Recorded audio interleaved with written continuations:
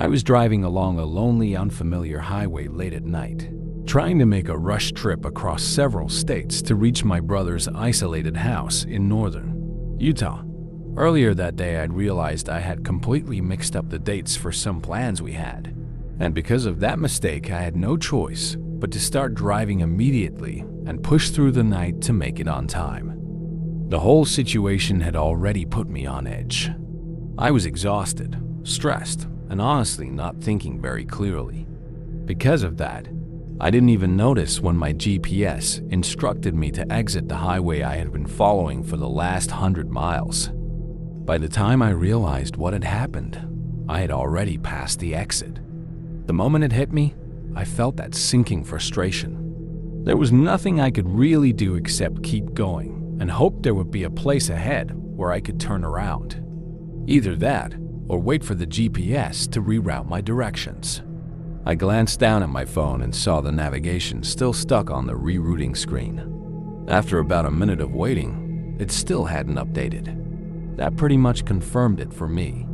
I just have to find somewhere to turn around myself. To be honest, this area looked so empty and remote that I doubted there were any alternate routes anyway. But as the minutes passed and I kept driving, something strange started to bother me. There was still nowhere to turn around. The road just kept stretching forward into the darkness. About a mile after the exit, I passed a car parked on the shoulder with its hazard lights blinking. It looked like a normal black sedan. I figured whoever was inside was probably dealing with something similar to me, maybe lost, maybe trying to figure out directions. After I passed them, I slowed down slightly, just in case I had missed a turnaround spot nearby. That's when the road suddenly changed. Within a short distance, the wide highway narrowed down to a single lane. The pavement felt tighter, rougher, and the trees on both sides started closing in around the road. It didn't feel like a highway anymore. It felt more like I had accidentally wandered onto some forgotten extension of the road that no one used anymore. Whatever it actually was, one thing was clear. I definitely wasn't supposed to be there. I pulled my car over to the side of the road, trying to calm down and think through what to do next. I needed to figure out some way to turn around. I looked down at my phone again. The GPS was still frozen on the same loading screen. Even worse, my phone couldn't load anything at all now. No signal. I leaned toward the windows, trying to see anything outside, but the darkness was overwhelming. There weren't any streetlights out here. The only illumination came from my car's headlights cutting through the night. So I stepped out of the car. On both sides of the road were thick forests, dense, dark, and completely silent.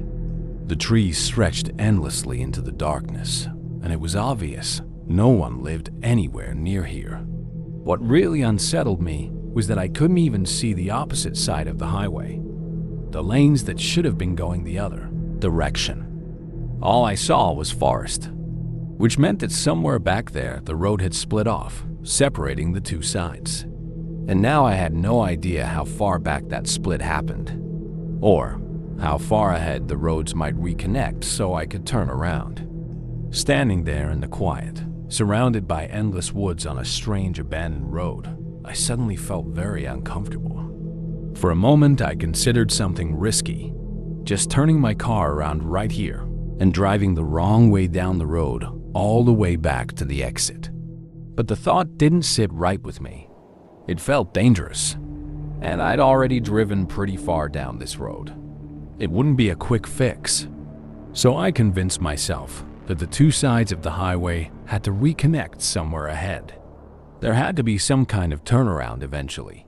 Continuing forward seemed like the only option. Just before I got back into my car, I glanced down the road behind me, the direction I had come from. And that's when I saw someone. A figure was walking in the middle of the road. He was heading toward me, still some distance away, but clearly moving in my direction. At first, I assumed it had to be the driver of the car I had passed earlier with the hazard lights on. But something about it felt strange. Why would he leave his car behind and walk down this empty road in the middle of nowhere? I got back into my car and decided the only option was to keep going forward. As I continued driving, the road kept getting worse. The pavement became rough and uneven, and the further I went, the more it felt like the road simply wasn't meant to be used anymore. About half a mile from where I had stopped earlier, the road suddenly came to an end. Right in front of me was a metal roadblock fence stretched across the pavement, completely cutting off the road ahead. I parked the car and stepped out to take a closer look. From what I could see in the darkness, the paved road didn't seem to continue any further. It looked like it might turn into a gravel path beyond the barrier, but it was hard to be sure in the limited light. But that wasn't the only thing I noticed. At first, I didn't see it at all. It took a few moments for my eyes to adjust to the darkness, but once they did, something out near the trees caught my attention. There was someone standing there. For a second, I tried convincing myself it wasn't real. Maybe just a strange shadow or the shape of a tree trunk playing tricks on my eyes. But the longer I stared, the more obvious it became. It was definitely a person. The figure stood completely still near the edge of the woods, facing in my direction. Whoever it was wasn't moving at all. It felt like they were just watching me. A cold, uneasy feeling slowly started creeping into my chest. I took a few slow steps backward toward my car, my eyes still locked on the dark silhouette near the trees. Then I turned around to get back inside the car and nearly jumped out of my skin. A man was standing right behind me. He was so close that I was suddenly face to face with him. My heart nearly stopped. It was the same man I had seen earlier walking down the road. Up close, I could see he had a short, thick beard and a buzz cut, with the hood of his jacket pulled over his head. The strangest part was that I hadn't heard him approach at all. Not a single footstep. For several seconds, we just stared at each other. My eyes were wide with shock. Then, he finally spoke. "Road's closed," he said calmly. "You can't get through this way, ma'am." My voice barely came out when I responded. I quietly apologized, still trying to hide the fear in my voice. For a moment, his eyes shifted past me, glancing toward the dark woods behind my shoulder. Then he looked back at me. "You all right?" he asked. "You look pretty shaken up." He said it in a tone that sounded oddly friendly, almost too friendly, like we were old acquaintances having a casual conversation. I nodded quickly and apologized again. Trying to keep my voice steady, I told him I thought I might have seen something out by the trees, but it was probably nothing. I blamed it on being tired after driving all night. The moment I said that, his expression changed. His face tightened slightly, and he lowered his head just enough that I almost felt forced to look directly into his eyes. "What exactly do you think you saw?" The way he asked it immediately made me regret mentioning anything at all. His voice had lost that casual tone. It sounded deeper now, colder, almost mocking. I realized right away that I'd said the wrong thing. My words stumbled out quietly as I muttered, "Nothing," barely above a whisper. Without waiting another second, I pulled my car door open and climbed inside. For a moment, the man didn't move. Then, as I fumbled with my keys and started the engine, he slowly stepped closer to my window. That was enough for me. I didn't wait around to see what he might say next. I threw the car into reverse, backed away quickly, and made a fast, messy three-point turn in the middle of the road. As soon as the car was facing the right direction, I pressed the gas and sped away down the road. A few minutes later, I passed that same car again, the one sitting on the shoulder with its hazard lights still blinking in the darkness. Soon after that, I finally reached the exit I had missed earlier. The moment I got back onto the main highway, I drove away from that place as fast as I could. To this day, I still don't know exactly what was happening out there, but something about that whole situation, the man, the roadblock, and whatever I thought I saw in those woods left me with a terrible feeling. Part of me believes that if I had stayed longer, or actually told the man what I saw standing near those trees. I might have gotten some answers, but I'm almost certain those answers wouldn't have been good ones.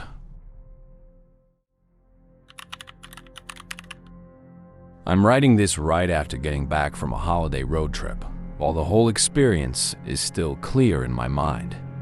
The trip itself wasn't very long, but most of the drive was along a straight, empty highway with almost nothing around for miles. Because of my schedule, the only way to make it work was to drive back home overnight. For the first few hours, roughly from 7 p.m. to around midnight, nothing interesting happened at all. In fact, it was painfully uneventful. By that point, I was completely alone on the road.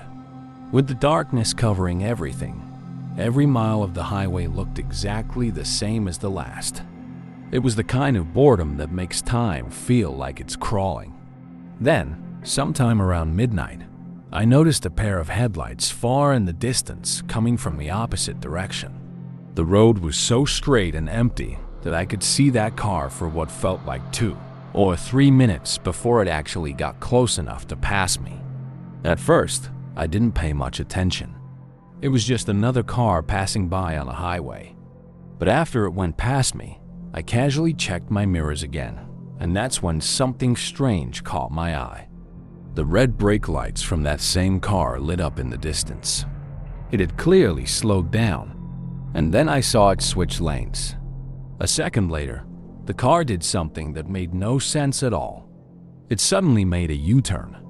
There were no marked U-turn spots anywhere along that road, and the two sides of the highway were separated by a grassy ditch. Yet somehow, this car drove down into that ditch, crossed over, climbed up onto my side of the road, and then started driving behind me. My first thought was that this person had to be crazy. Still, I tried to stay calm and assumed they must have had some urgent reason to turn around.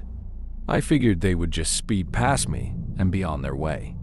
And at first, it seemed like that might happen. They accelerated quickly and started catching up to me. But instead of passing me, once they got close, they slowed down and matched my speed. Now they were right behind me. At that point, I kept telling myself there was no way this person had even noticed me when we were on opposite sides of the highway. Surely they hadn't done all of that just because of me. But as the minutes passed and the car stayed glued behind me without changing lanes, I started to feel uneasy. Then things got even stranger. The driver began flashing their headlights, repeatedly flicking their high beams on and off, like they were trying to signal something to me.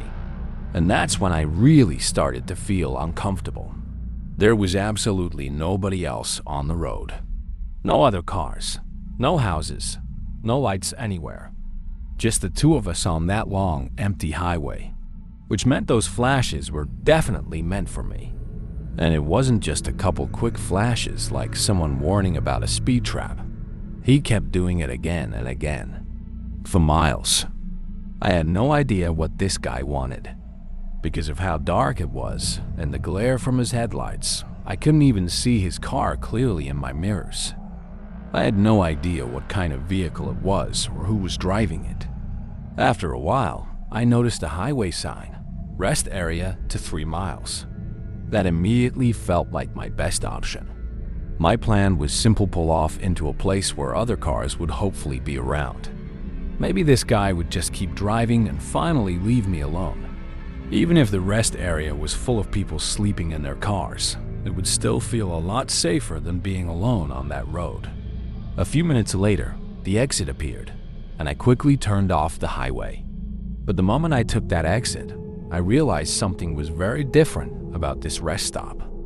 The ramp curved downward in a spiral and passed underneath the highway, almost like entering a tunnel, before leading to the rest area.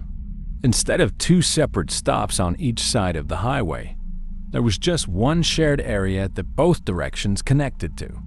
And since the road went under the highway, the rest area itself sat at the bottom of a hill, completely hidden from the main road above. The moment I reached the bottom, one thought hit me immediately. This place didn't feel safe at all. It felt incredibly isolated, From that rest area, you couldn't see the highway above it all, and you definitely couldn't hear it either. I guess that was the whole idea behind the design. But what bothered me even more was something else entirely. There wasn't a single other car there. The entire parking lot was completely empty. I immediately glanced at my rearview mirror and didn't see any headlights coming down the exit ramp.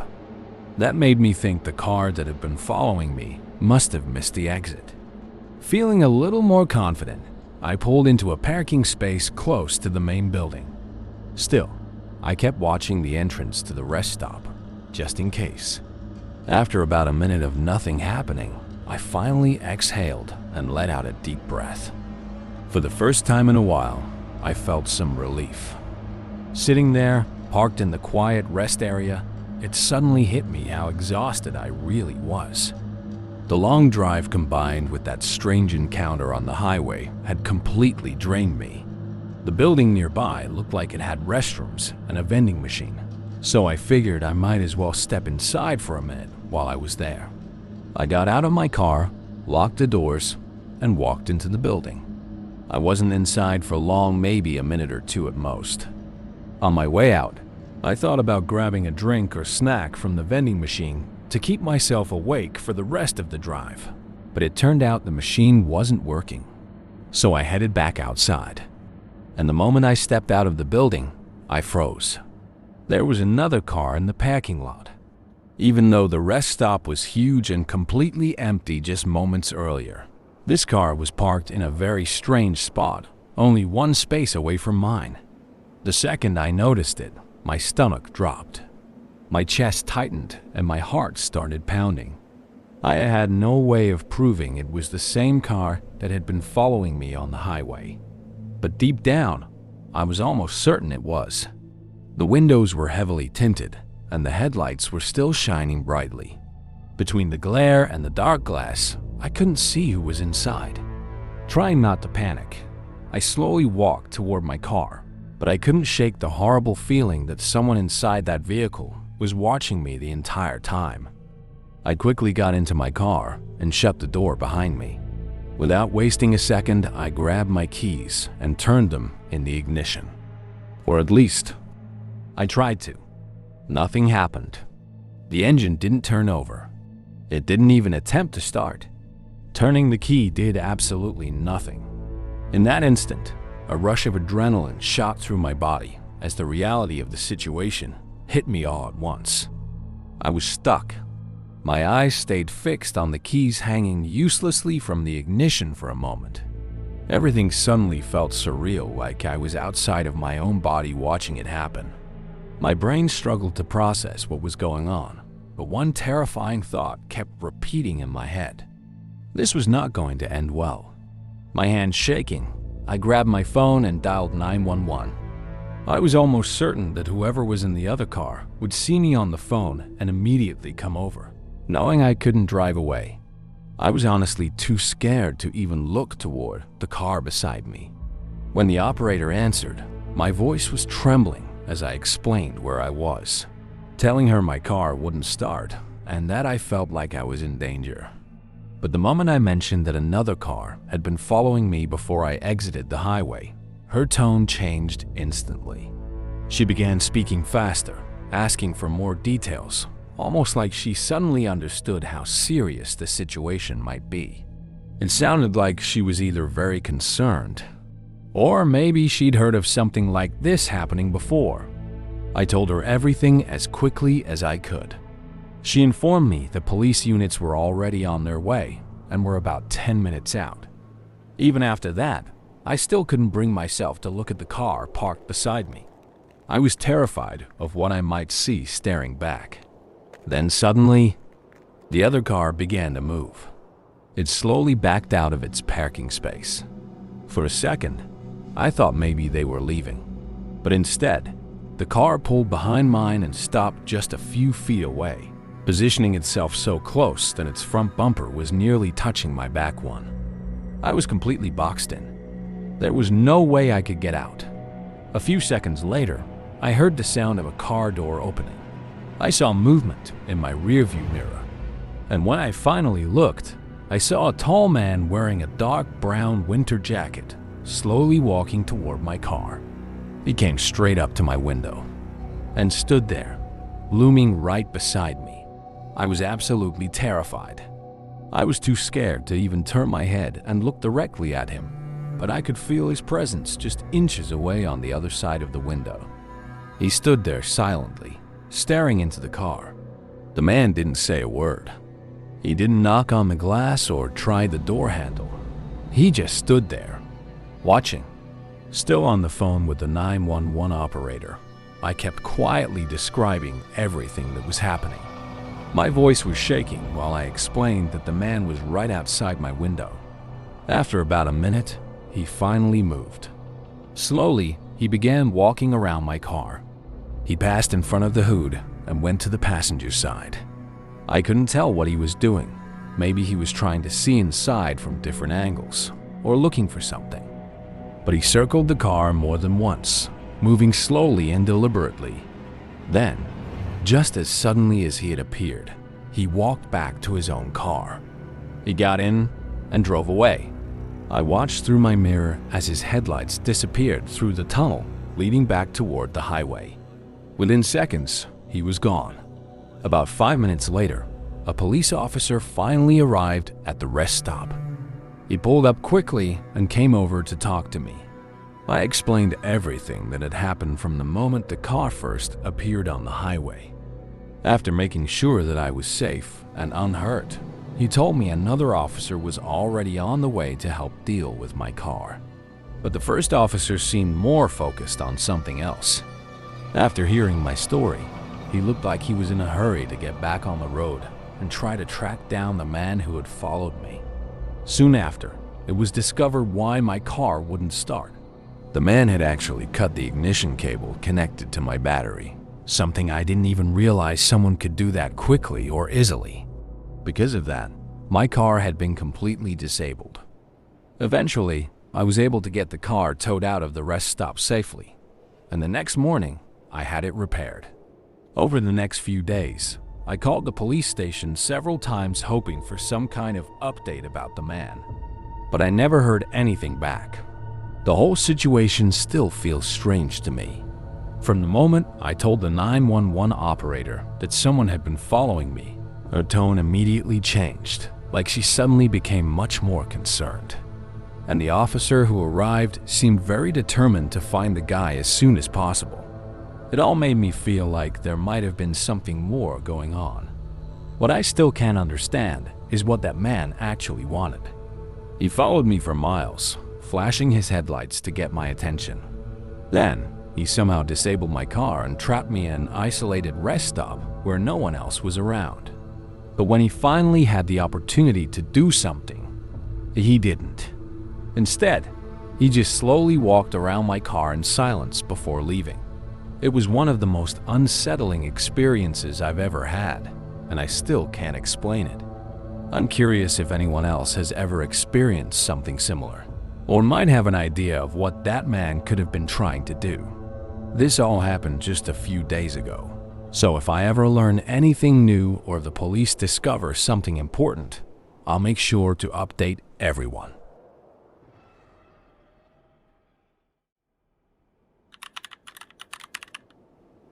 I work as a truck driver for a small company based out of Montana. Our deliveries take us all across the country, but most of my runs usually go back and forth through the Midwest. The area where our company is located doesn't really connect to any major highways, which means a lot of my driving happens on long, empty roads where you can go miles without seeing another vehicle. Sometimes even other truckers are hard to come across out there. Anyway, this particular night was just another routine run. I was heading down my usual route through a few familiar states, making my way toward one of our regular suppliers. Like always, I had my CB radio on, tuned to channel 19, the channel most truckers keep on in case someone needs to communicate, warn about road conditions, or just pass the time talking. But most nights, it stays quiet. Usually there's nobody close enough for the signal to reach. Around 1 a.m., the silence was suddenly broken when the radio started crackling. It sounded like it was trying to connect to some distant signal. Through the static, I could faintly hear a man's voice. The problem was, the signal was so distorted and scratchy that I couldn't make out a single word he was saying. I tried turning the radio off and back on again, thinking maybe it would reconnect properly. But whatever signal it had picked up was gone. So I shrugged it off and kept driving. For a while, everything went back to normal. The road ahead of me stayed empty, and the radio went quiet again. I hadn't passed a single car, no trucks, no buildings, just miles of darkness and open road. Then suddenly, the radio came alive again. At first, it was only static. Loud, aggressive crackling filled the cab of the truck. It went on for about 30 seconds, getting more and more irritating the longer it continued. I started thinking the radio might actually be malfunctioning, and I was just about to reach over to shut it off for the rest of the drive. But right before I did, a voice came through. It wasn't perfectly clear, but I instantly recognized it as the same man I'd heard earlier. It sounded like the radio had connected in the middle of him already speaking. And this time, I could barely make out what he was saying. His voice was calm, flat, almost emotionless. He was listing details, describing something. Gray cab, white doors, white trailer, blank sides. My stomach dropped. He was describing the exact truck I was driving. Every single detail was correct. Then, after finishing the description, he calmly said the direction I was traveling. And just like that, his voice cut off. The radio exploded back into static and buzzing, but there were no replies. No other truckers responding. No more voices. Just noise. I left the radio on for a few minutes, letting it quietly crackle while I tried to process what had just happened, before finally switching it off. What the hell was that? I checked every mirror on my truck. I scanned the road behind me. I looked into the darkness on both sides of the highway, but there was nothing out there. No cars, no trucks, no lights, just me alone on the road. I kept asking myself the same question over and over. How could anyone even be close enough to reach my CB radio signal out here? And more importantly, how did they know the exact details of the truck I was driving? The whole thing was unsettling. It bothered me enough that I tried calling one of my buddies back at the warehouse just to tell him about what had happened. I figured maybe he'd have some explanation for it. But the moment the call started connecting, it dropped. No service. Out there, that wasn't unusual. Still, for the next 30 minutes, I couldn't stop thinking about that voice on the radio. The more I replayed it in my head, the less it made sense. It honestly felt like something I couldn't explain. Eventually, I remembered there was a small gas station coming up along the route. My tank wasn't that low yet, but I decided I'd pull in anyway. I could fill up, stretch my legs for a minute, and maybe see if the attendant had heard anything strange on the radios lately. When I finally pulled in, I immediately noticed how small and isolated the place was. And right away, it was obvious the store itself was closed. The lights inside were off, and there was no one around. But since I was already there, I rolled up next to a pump and shut the truck off. I stepped out and started filling the tank. Standing there in the quiet, waiting for the pump to run, I began to feel this strange tension creeping in. At first, I thought it was just because the place was so remote. Nothing around for miles. But then the feeling got stronger. It wasn't just that I was alone out there. It felt more like I wasn't alone. The longer I stood there, the more uncomfortable I got. Eventually, I just pulled the pump out early, deciding I'd had enough. I wanted to get back on the road as quickly as possible. I climbed back into the truck and started pulling out of the station. And that's when I saw it. A truck was coming down the road, from the same direction I had just driven from. but something about it immediately felt wrong. For one thing, it had no headlights on. The truck itself looked old and rough, dented, rusted, like it had been on the road far longer than it should have been. At first, it seemed like it was about to turn into the gas station. But the moment the driver saw me pulling out, the truck stopped. Just stopped right there in the middle of the road. No lights, no movement. Just sitting there, waiting. After a few seconds, I continued pulling onto the road and kept driving, but the whole thing didn't sit right with me. It felt like that driver had been trying to stay hidden. And when they realized I had seen them, they froze, hoping I'd just drive past and not notice. That uneasy feeling I had back at the gas station didn't fade the way I expected it to. Even after getting back on the road, something still felt off. Like there was something wrong that I couldn't quite put my finger on. I drove for a few more minutes before suddenly having to slow down. Up ahead, there was a car sitting right in the middle of the road. It was angled awkwardly, partially sideways like it had been stopped in a hurry. Standing in front of it was a man. He was waving his arms frantically and walking quickly toward my truck, signaling for me to stop like he desperately needed help. But something about the whole situation didn't make sense. The car didn't look damaged at all. The man didn't appear injured either. And this road was completely empty. There was nothing around that could have forced him to stop like that in the middle of nowhere. As he kept approaching, I instinctively glanced into my side mirror. That's when I noticed movement behind me. A dark shape was coming up the road fast. I instantly recognized it. It was the same truck I had seen back at the gas station. In that moment, everything clicked in my head. This was a setup. Without hesitating, I slammed my foot on the gas. The guy standing in front of me either didn't expect me to keep going, or he was too committed to his act to move out of the way. Either way, he barely reacted. I came dangerously close to hitting him as I swerved around. Somehow I managed to push the truck into the opposite lane and maneuver around the stopped car without crashing into it. The trailer might have clipped the side of the vehicle a little, but it wasn't anything serious. All I cared about was getting out of there. Once I was past them, I checked my mirrors again. I saw the truck behind me pull up next to the man standing in the road, and another guy stepped out of the passenger side.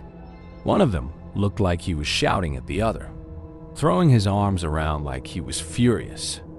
Eventually, when I had the chance, I reported the whole thing to the police. But by the time anyone could have gotten out there, the men and both vehicles were gone. To this day, I still don't know exactly what was going on. But if the guy on the CB radio was connected to that truck, then it means he had probably been following me for quite a while and coordinating with the guy in the car ahead of me to force me to stop. And honestly, that thought still gives me chills. I'm just grateful I trusted my instincts and left that gas station when I did, and that I didn't fall for whatever they had planned out there on that empty highway. Because one wrong decision that night, I might have ended up just another missing person on the side of some forgotten road.